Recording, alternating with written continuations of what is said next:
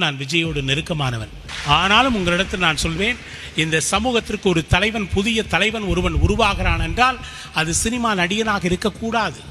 இந்த தலைமுறைகள் அறிவாளிகளின் பின்னால் போக வேண்டும். இது என்னுடைய கருத்து. இந்த கருத்தில் எனக்கு முழு உடன்பாடு இருக்கிற காரணத்தால் தான் நான் மாணவர்களிடத்தில், இளைஞர்களிடத்தில் பேசுகிற போது இதில் நான் பதிவு செய்கிறேன். இதில் என்ன தவறு? ஆனால் யாருக்கும் நான் பயப்படவில்லை. நான் தெளிவாக இந்த கருத்தை நான் பதிவு செய்து கொண்டு தான் இருப்பேன். இன்னமும் யார் தலைவனாக வந்தாலும் அவர்கள் வருவதற்கு முன்பாக தங்களுடைய பிம்பத்தை, சமூக நலன் சார்ந்த விஷயங்களை தங்களை ஈடுபடுத்தி தங்களுடைய பிம்பத்தை வளர்த்திருக்க வேண்டும். இப்போ விஜய் அப்படி இருந்தாரா இல்லையா என்பது கேள்விக்குறி. இப்படி ஏதாவது பேச ஆரம்பிப்பாங்க. வர்ற எதிர்ப்புகள் எல்லாத்தையும் சும்மா லெஃப்ட் ஹேண்டில் டீல் பண்ணிக்கிட்டு, தமிழ்நாட்டிற்கு ஒரு நல்ல தலைவனாக வர வேண்டும் என்றால் இன்னும் கடினமாக அவர் உழைக்க வேண்டியிருக்கிறது. அதை ஜனநாயக முறைப்படி நம்ம செய்கிறதுக்கு தான் 2026 தேர்தலை நம்ம சந்திக்க போகிறோம். ஒரு வெற்றிடம் இருந்தது. அவர் அந்த நேரம் வந்திருந்தால் அவருடைய ஆளுமைக்கும் அவருடைய அறிவிற்கும் வேற ஒரு தளத்தையும் உருவாக்கியிருக்க முடியும். ஆனால் இதை விஜய் புரிந்து கொள்வார் என்பது எனக்கு தெரியும். தமிழக வெற்றி கழகம் எந்த ஒரு பெரிய கட்சிக்கும் கொஞ்சம் கூட சளைச்சதில்லை.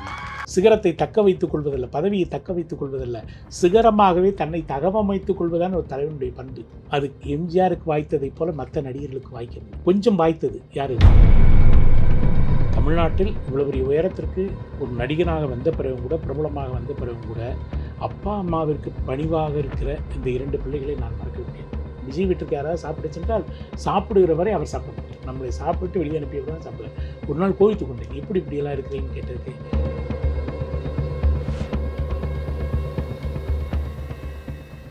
வணக்கம், இது வாவு தமிழா. நம்முடன் கவிஞர் திரு ஜோ மல்லூரி அவர்கள் இருக்காங்க. வணக்கம் சார். வணக்கம் சார். திடீர்னு உங்களுடைய பேச்சு பெரிய ஒரு பரபரப்பை ஏற்படுத்தியிருக்கு. விஜய் அவர்களோடு நீங்கள் நெருக்கமாக நடிச்சிருக்கீங்க, புலி, ஜில்லா படங்கள் நடிச்சிருக்கீங்க. திடீர்னு இப்படி ஒரு கருத்தை நீங்கள் பதிவு பண்ணுறதுக்கு என்ன காரணம்னு சொல்லுங்கள். நான் விஜயோடு நெருக்கமானவன், சூர்யாவோடு நெருக்கமானவன். ஆனாலும் உங்களிடத்தில் நான் சொல்வேன், இந்த சமூகத்திற்கு ஒரு தலைவன், புதிய தலைவன் ஒருவன் உருவாகிறான் என்றால் அது சினிமா நடிகனாக இருக்கக்கூடாது. இந்த தலைமுறைகள் அறிவாளிகளின் பின்னால் போக வேண்டும். இது இன்றைக்கு நேற்றைக்கு நான் பேசிய பேச்சு அல்ல. விஜய் வருவதற்கு முன்பாக, விஜயகாந்த் வருகிற காலத்திலிருந்து நான் தொடர்ந்து தொய்வில்லாமல் மேடையில் நான் சொல்லி வருகிற கருத்து. இது ஏதோ ஒரு ஊடகம் தன்னை விளம்பரப்படுத்திக் கொள்வதற்காக நான் பேசிய பேச்சை எடுத்து அது விஜயோடு ஒப்பிட்டு வந்த செய்தி இது. அதில் நான் முதலில் என்னுடைய கருத்தில் நான் பின்வாங்க மாட்டேன். அது என்னுடைய கருத்து என்பது சமூக பொதுமைக்கான இன்றைய இளைஞர்களுக்கு தேவையான கருத்து. அதில் நான் ஒரு இடத்திலும் விஜய்க்கு பின்னால் போகாதீர்கள் என்று நான் சொல்கிறேன். நான் சொன்னது பொத்தாம் பொதுவாகவோ அல்ல. ரொம்ப காலமாகவே நான் சமூகத்தினுடைய அடுத்த கட்ட நகர்வுக்கு, தமிழ் சமூகத்திற்கு இளைய தலைமுறைகள் சினிமாவிலே தங்களுடைய தலைவர்களை தேடாதீர்கள், ஒரு கல்வியாளர்களுக்கு பின்னால் இந்த நாடு கட்டமைக்கப்பட வேண்டும் என்பதுதான் என்னுடைய ஆசையாக இருந்து நான் செய்தது. நான் விஜய்க்கு எதிரானவன் அல்ல, விஜய் எனக்கு நண்பர் தான். அவருக்கு எதிரானவன் அல்ல.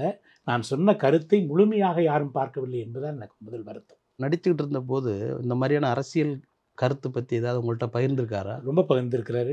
அரசியலை பற்றி கேட்டிருக்கிறாரு. இப்படி சொன்னால் எப்படி ஆகும், அப்படி சொன்னால் எப்படி ஆகும். அவர் கூர்ந்து கவனிக்கக்கூடிய ஆற்றல் பெற்றவர். என்னை பேச வைத்து நிறைய கேட்பார். நான் இப்பொழுது சொல்லியிருக்கிற கருத்து அவருக்கு எதிரானதல்ல என்பது அவர் புரிந்து கொள்வார்.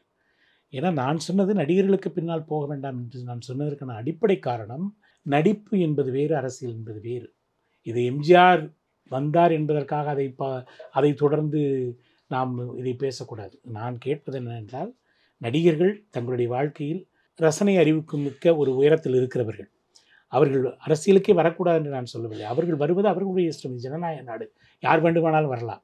ஆனால் அவரோடு நான் இருந்து பழகி அந்த 2 படங்களில் பணியாற்றிய போது நல்ல நண்பராக அவர் வீட்டிற்கு சாப்பிட்டு இருக்கிறேன். அவர் நிறைய எனக்கு பகிர்ந்து இருக்கிறோம், நிறைய அரசியல் கருத்துக்களை பேசியிருக்கிறோம்.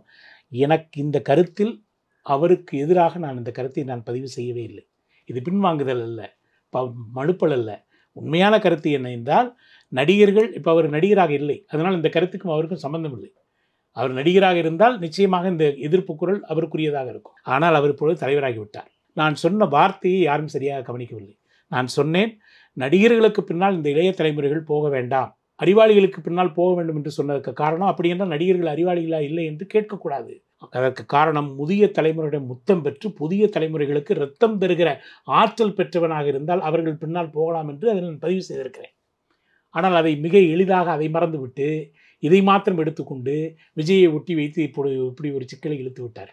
ஆனால் இதை விஜய் புரிந்து கொள்வார் என்பது எனக்கு தெரியும்.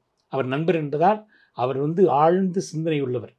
அவர் ஒருவேளை தலைவரான பிறகு, இப்போ தலைவராகி இருக்கிறார், அவர் ஒரு கல்வியாளராக தன்னுடைய சிந்தனைகளை மாற்றி மிகப்பெரிய மறைமாற்றத்தை செய்வதற்கு அவர் பயணிக்கக்கூடும். அந்த இடத்திற்கு நான் வரவில்லை. அதாவது படங்களில் நடித்து கொண்டிருக்க அந்த நேரத்தில் உங்கள்கிட்ட கருத்துக்களை, இந்த மாதிரி சமுதாய கருத்துக்களை பேசியிருக்காருன்னு சொல்கிறீங்க. பேசியிருக்கார். அவர் நடிகராகவும் இருக்கிறது பொறுப்பில் தானே அவர் பேசியிருப்பார். எப்பொழுதும் ஒரு நடிகனோ அல்லது எந்த தொழிலில் இருக்கிறவனும் அரசியலுக்கு வரலாம். அதில் மாற்று கருத்தே கிடையாது. ஜனநாயகத்தில் யார் வேணாலும் செய்யலாம். ஆனால் ஒரு கலைஞனாக இருக்கிறவன் வருகிற போது, கலைஞனாக இருக்கிறவன் மட்டுமில்லை, யார் தலைவனாக வந்தாலும் அவர்கள் வருவதற்கு முன்பாக தங்களுடைய பிம்பத்தை, சமூக நலன் சார்ந்த விஷயங்களை தங்களை ஈடுபடுத்தி தங்களுடைய பிம்பத்தை வளர்த்திருக்க வேண்டும். இப்பொழுது எம்ஜிஆர் வந்தார் என்றால் அவருடைய பாடல் வரிகளில், அவர் செய்த காட்சி அமைப்பில், அவர் பேசிய பேச்சில், அவர் நடந்து கொண்ட கதைகளில் எல்லாவற்றிலும் ஒரு சமூக பொதுமைக்கான விஷயங்களை அவர் வைத்து கொண்டே இருந்தார். அதிலிருந்து தன்னை கட்டமைத்து கொண்டார். அதற்கு பிறகு பொது வாழ்க்கைக்கு வந்தார். பொது வாழ்க்கைக்கு வருகிற போது தன்னுடைய பிம்பம் மிகச்சரியாக இருக்க வேண்டும் என்று அளவெடுத்து தன்னுடைய வாழ்க்கையை தொடங்கி ஒரு மிகப்பெரிய இடத்திற்கு சேர்ந்தார். இன்றைக்கு அவர் மறையாமல் இருக்கிறார். இன்றைக்கும் மறையாமல் இருக்கிறார். அதே தொடர்ச்சியாக அதனுடைய நீட்சியாக வந்தவர் தான் விஜயகாந்த்.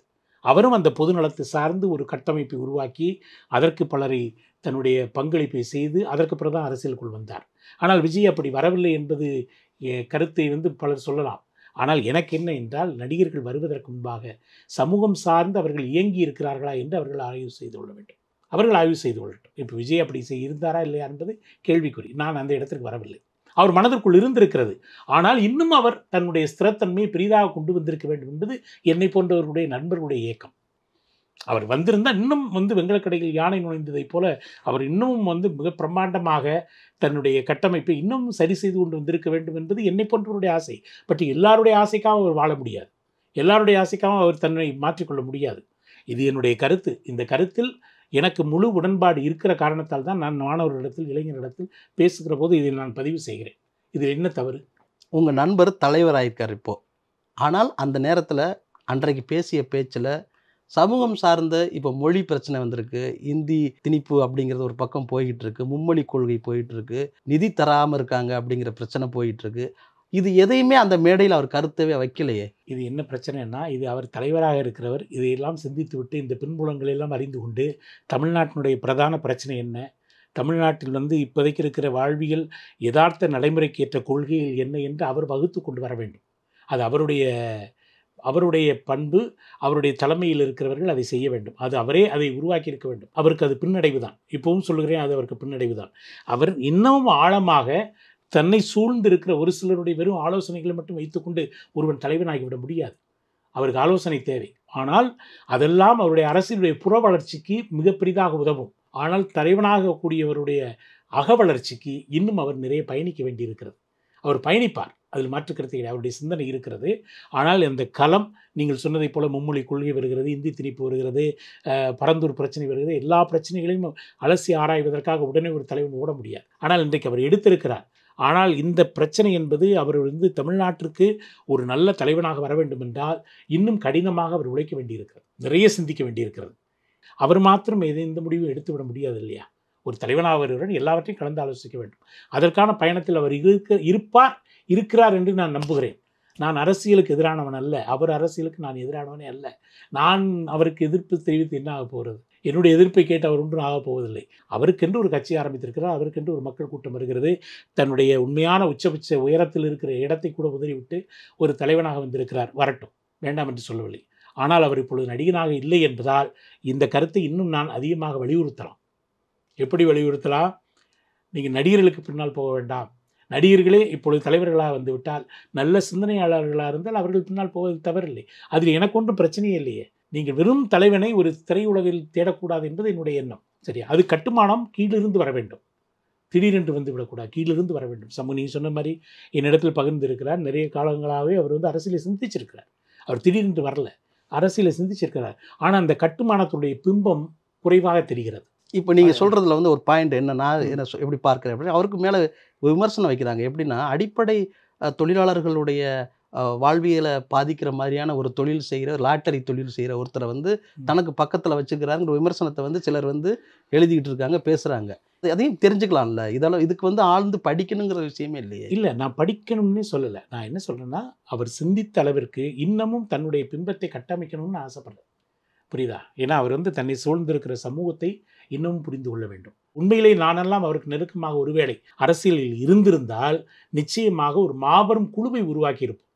10 பொருளாதார மேதைகள், 10 தாய்மொழி கொள்கை பேராசிரியர் பெருமக்கள், 10 தொழிலதிபர்கள் என்று ஒவ்வொரு துறையிலும் இருக்கிற ஒரு 100 பேரை கூட்டி அவர் அதற்கு ஒரு பெரிய பலம் கூட்டி அது ஒரு கட்சியாக அவர் வந்து உருவெடுப்பதற்கு முன்னால் இதையெல்லாம் செய்து கொண்டு அவர் அதற்கு ஒரு பயிற்சி எடுத்து வந்திருந்தால் இன்னும் பலமாக இருந்திருக்கும் என்பதுதான் என்னுடைய ஆசை. அது அரசியலுடைய களம். அந்த களத்தில் அவர் எப்படி பந்தாடுவார், எப்படி விளையாடுவார் என்பது நமக்கு தெரியாது. அதற்குள் நான் வரவில்லை. ஆனால் என்னுடைய கருத்தில் நான் உறுதியாக இருக்கிறேன். இப்பொழுதும் இளைஞர்கள் கல்வியாளர்களுக்கு பின்னால் தன்னுடைய வாழ்க்கையை கட்டமைக்க வேண்டும். சிங்கப்பூரை போல, ஒரு சீனாவை போல இன்றைக்கு உலகத்தில் 193 நாடுகளில் 134வது இடத்தில் இருக்கிறது இந்தியா. மனிதவள மேம்பாட்டில் 134வது இடத்தில் இருக்கிறது. இது என்றைக்கு நாம் வந்து 100க்குள் கொண்டு வருவது, 50க்குள் கொண்டு வருவது, 10க்குள் கொண்டு வருவது என்று யோசித்து பார்த்தால் இந்த தலைமுறைகள் இன்னும் சரி செய்யப்பட வேண்டும். அதற்கான புதிய பொருளாதார கொள்கை, புதிய கல்வி முறை எல்லாவற்றையும் மாற்ற வேண்டும். அதற்கான தலைவனாக விஜய் வர வேண்டும் என்பது என்னுடைய எதிர்பார்ப்பு இருக்கிறது. அது வேறு. ஆனால் நான் சொன்ன கருத்தை தவறான பிம்பமாக மாற்றி விஜய்க்கு எதிராக நான் செய்திருக்கிறேன் என்பது நான் ஒத்துக்கொள்ள மாட்டேன். நான் பொதுவான கருத்தாகவே அதை வைத்திருக்கிறேன். ஆனால் யாருக்கும் நான் பயப்படவில்லை. நான் தெளிவாக இந்த கருத்தை நான் பதிவு செய்து கொண்டு தான் இருப்பேன் இன்னமும். இப்போ நீங்கள் சூர்யா அவர்களுக்கும் நீங்கள் நெருங்கிய நண்பராக இருக்கீங்க. நியாயமாக பார்த்தீங்கன்னா நிறைய பேரை படிக்க வச்சுருக்காரு சூர்யா. அவர் தானே அரசியலுக்கு வந்திருக்கணும். விஜய் வந்திருக்காரு. அவரவர்களுடைய வாழ்வியல் கண்ணோட்டம்.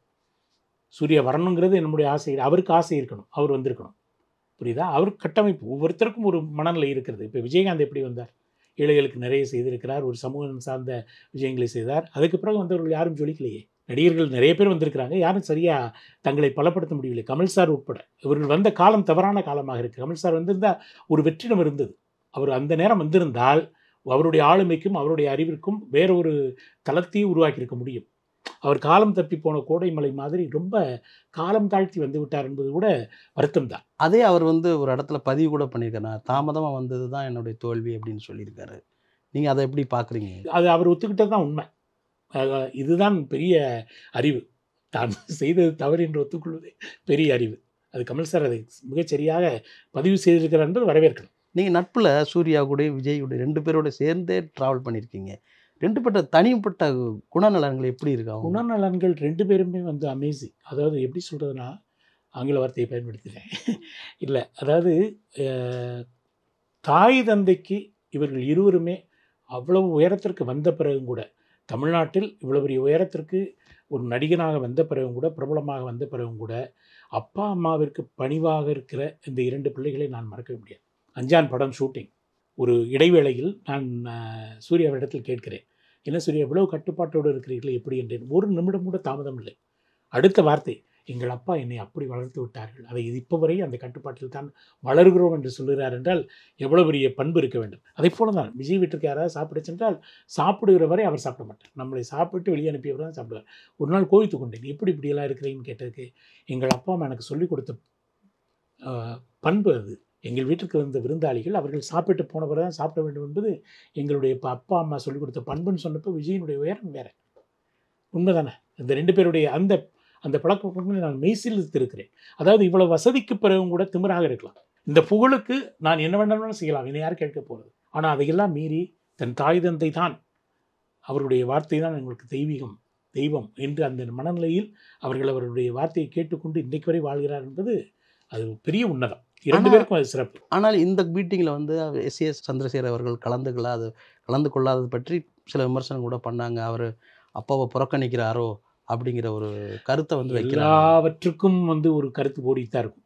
அதெல்லாம் அது அவர்கள் அப்பாவுக்கும் மகனுக்குமான உறவு என்பது உன்னதமாக இருந்து கொண்டு தான் இருக்கும். அதை வந்து விமர்சன வேண்டிய அவசியமே கிடையாது. எம்ஜிஆர் அவர்களும் கட்சி ஆரம்பித்து அவர்களும் ஒரு வெற்றிகரமான ஒரு அரசியல்வாதியாக மக்களுக்கு சேவைகள் செய்துட்டு இருந்தார்ல. இப்போ அந்த இடத்துக்கு இவர் வரலாமா அப்படின்னு ஒரு பேச்சு. இருந்த குவி மையம் திரைப்படம் மட்டும்தான். இவ்வளவு விசாலமான தொழில்நுட்பமோ, இவ்வளவு விசாலமான இணையதளங்களோ எதுவுமே அப்போ இல்லாத காலம். அப்போ ஒரு குவி மையம் இருந்தது. எம்ஜிஆர் என்ற எம்ஜிஆர், சிவாஜி என்றால் சிவாஜி என்கிற குவிமை இருந்தது. இப்போ அப்படி கிடையாது. இப்போ பலதரப்பட்ட மக்கள் வருவதால் அந்த இடத்திற்கு வருவதற்கு விஜய் இன்னும் பயணிக்க வேண்டியிருக்கிறது. ஆனால் வரணும், அது அவருடைய விருப்பம். அவர் வந்து சேரட்டும். எம்ஜிஆருக்கும் என்டிஆருக்கு பிறகு நடிகர்கள் ஒரு மிகப்பெரிய செல்வாக்கோட ஆட்சியை பிடிக்காமல் போனதுக்கு என்ன காரணமாக இருக்கும்னு நினைக்கிறேன்? எப்பொழுதுமே ஒரு தலைவனாக வருகிறவன் திடீரென்று தலைவனாகிவிட முடியாது. சமூக சார்ந்த பணிகளில் தன்னை தொடக்கத்திலிருந்து ஈடுபடுத்தி கொண்டு வர வேண்டும். அதை ஈடுபடுத்தி கொண்டு தன்னை அதில் கரைத்து கொண்டு மக்களே அவர் கழுத்தை பிடித்து நீதான் எங்களுக்கு தலைவனாக வேண்டும் என்கிற இடத்திற்கு தள்ளப்படுகிற அளவிற்கு இவன் பொதுநலத்தில் தன்னை கரைத்திருக்க வேண்டும். சமூகத்தினுடைய புற வளர்ச்சிக்கு அறிவியலையும் சமூகத்தினுடைய அற வளர்ச்சிக்கு அறிவியலையும் உள்வாங்கிக் கொள்கிறவன் தான் மிகச்சிறந்த தலைவனாக இருக்க முடியும். சிகரத்தை தக்க வைத்துக் கொள்வதல்ல, பதவியை தக்க வைத்துக் கொள்வதல்ல, சிகரமாகவே தன்னை தகவமைத்துக் கொள்வதுதான் ஒரு தலைவனுடைய பண்பு. அது எம்ஜிஆருக்கு வாய்த்ததைப் போல மற்ற நடிகர்களுக்கு வாய்க்கவில்லை. கொஞ்சம் வாய்த்தது யார்? விஜயகாந்திற்கு. ஆனால் அண்ணாவை போல காலம் அவரை வெகு நாட்கள் நம்மளோடு இருக்க வைக்கவில்லை. அது துரதிர்ஷ்டம். இல்லைன்னா விஜயகாந்தனுடைய உயரம் இன்னும் பெரிதாக இருந்திருக்கும். அவர் அது காலம் மட்டுப்படுத்தி விட்டது. இவர் வந்திருக்க வேண்டும், வருவார். இப்பொழுதுதான் தொடங்கியிருக்கிறார் பயணம். எப்பொழுதுமே தலைவனை காலம்தான் தீர்மானிக்கும், மக்கள் தீர்மானிக்க முடியாது. காலம்தான் தீர்மானிக்கும். காரணம் அவனுடைய செயல்களும் அவனுடைய சிந்தனைகளும் அவனுடைய கொள்கைகளும் மிகச்சரியாக இந்த மண்ணுக்கு சேருகிற வரை, இந்த மண்ணுக்கு சேருகிற பொழுது காலம் எந்த சிபாரிசுகளும் இல்லாமல் காலமே தூக்கி நிறுத்தி வைத்துவிடும். அந்த இடத்திற்கு யார் வேண்டுமானால் வரலாம். ஆனால் அப்படி தன்னை கட்டமைத்திருக்கிறார்களா என்பது அவர்களுக்கு விட்டுவிடும். அவருடைய மனசாட்சிக்கு அந்த கேள்வியை விட்டுவிட வேண்டும். கடைசியாக விஜய் அவர்களுக்கு எதிராக நீங்கள் பேசியிருக்கிறதா சொல்லப்படுற இந்த கருத்துக்கு நீங்கள் என்ன பதில் சொல்கிறீங்க? விஜய்க்கு ஒருபோதும் நான் எதிரானவன் அல்ல. இப்பொழுது சொல்லுகிறேன், என்னுடைய கருத்து மிக தெளிவான கருத்து. சினிமா நடிகர்கள் அரசியல் வரக்கூடாது என்று நான் சொல்லவில்லை. இளைஞர்களிடத்தில் நான் சொல்லுகிறேன், நீங்கள் உங்கள் தலைவர்களை கல்வியாளர்களாக தேர்ந்தெடுங்கள் என்று தான் நான் சொல்லுகிறேன். அது விஜய்க்கு எதிரானது அல்ல. விஜய் அவர் ஒரு தலைவராக மாறியிருக்கிறார். அந்த தலைவர் உங்கள் விருப்பப்படி ஒரு மிகப்பெரிய சிந்தனையாளனாக கல்வியாளனாக தன்னை மாற்றிக்கொள்ளுகிற போது என் கருத்து காணாமல் போய்விடும். ஆனாலும் இன்றைக்கு நாம் விஜயிடத்தில் வைக்கிற ஒரு வேண்டுகோள் ஒன்று தான், ஒரே ஒரு வேண்டுகோள் தான். நீங்கள் வந்திருக்கிறீர்கள், ஒரு தலைவனாக உங்களை தகவமைத்து கொண்டு வந்திருக்கிறீர்கள். இன்னும் நீங்கள் பலப்பட்டு இந்த சமூகத்திற்கு மாபெரும் பணியை செய்கிற இடத்தில் இருப்பதை நீங்கள் கவனத்தில் வைத்துக்கொண்டு இன்னும் இன்னும் இன்னும் வெறும் கட்சிகளை எதிர்ப்பது மாத்திரம் இல்லாமல் இன்னொரு கட்சியை எதிர்த்து பேசுவதால் நாம் ஒன்று பெரிய சமூகத்திற்கு என்ன தேவை என்பதை அறிந்து கொள்ளுகிற ஆற்றல் பெற்ற ஒரு தலைவனாக இந்த சமூகத்திற்கு நீங்கள் வர வேண்டும். இதுதான் எங்களுடைய வேண்டுகோள். அதற்காக நீங்கள் அந்த கட்சி இந்த கட்சி, நான் கட்சிகளுக்கெல்லாம் அப்பாற்பட்டு இதை நான் சொல்ல வேண்டிய கட்டாயத்துக்கு ஆட்பட்டதே விஜயனுடைய படத்தை பக்கத்தில் வைத்து என்னுடைய கருத்தை சொன்னதால் தான். என்றால் அவருக்கு வாழ்த்து சொல்லிவிட்டு நானும் சென்றிருப்பேன். ஆனால் இந்த சமூகத்திற்கான கருத்து நீங்கள் திரையில் தேடாதீர்கள், திரையில் உங்கள் தலைவனை தேடாதீர்கள். ஒரு மகத்தான கல்வியாளனை தேடுங்கள், அறிவாளியை தேடுங்கள். இந்த சமூகம் பயணிக்கட்டும். ஒரு கட்டம் வருகிற பொழுது ஒரு நல்ல தலைவனாக, இன்னும் உயர்ந்த சிந்தனையுள்ள தலைவனாக விஜய் வருகிற பொழுது நாம் ஏற்றுக்கொள்வோம்.